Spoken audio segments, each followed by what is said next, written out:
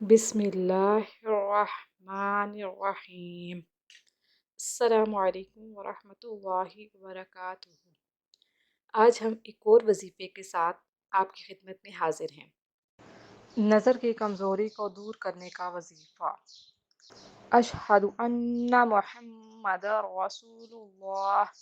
अगर किसी शख्स की नज़र कमज़ोर है, वो चाहता है कि मेरी नज़र ठीक हो जाए, तो उसे चाहिए कि हर अजान के वक्त जब मुअज्जिन ये कलिमात कहे तो दोनों अंगूठों को चूम कर आंखों पर लगाए।